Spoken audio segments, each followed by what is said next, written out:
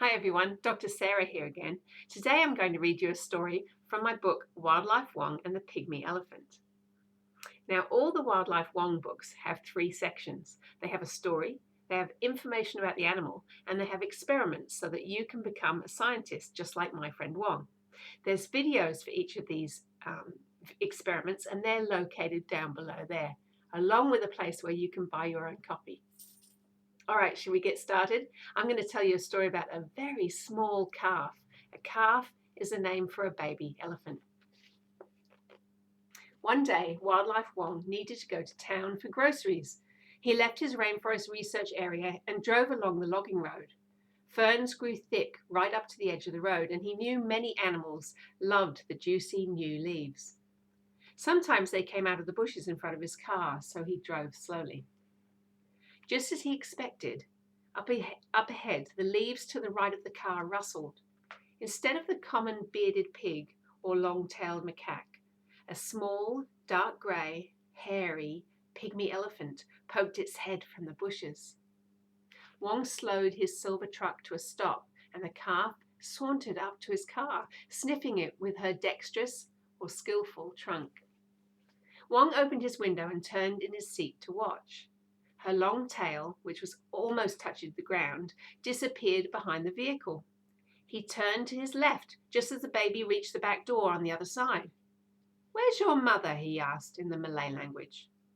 Wong didn't want to get caught between a mother elephant and a baby. If there's one thing more dangerous than a teenage elephant, it's a mother in protection mode.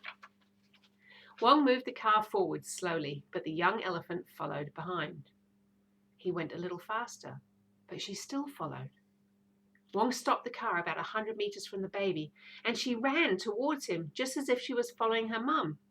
Maybe she thought the silver car was her mother. Have you ever found an animal that needed rescuing or was injured? What did you do?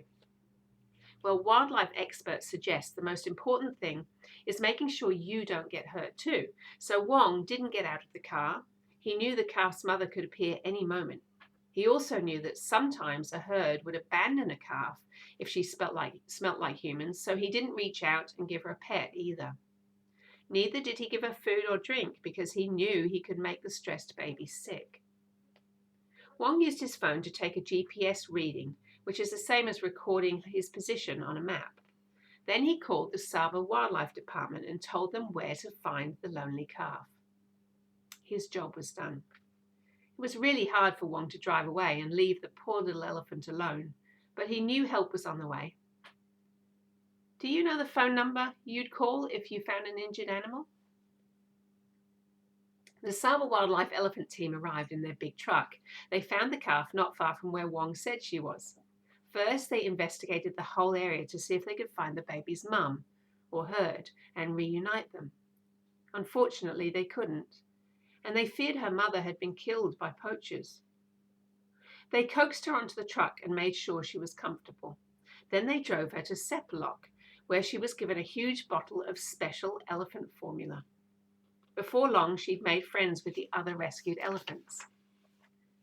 Now, this all happened a long time ago. The calf would be all grown up now. Wong now works at the Bornean Sunbear Conservation Centre in Sepalok. It's right next door to the elephant rescue enclosure.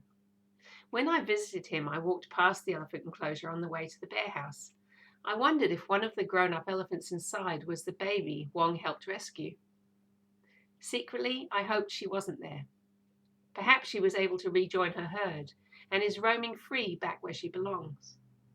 I imagine her as the matriarch of her own herd, or maybe, just maybe, she even has a calf of her own. Thank you for listening.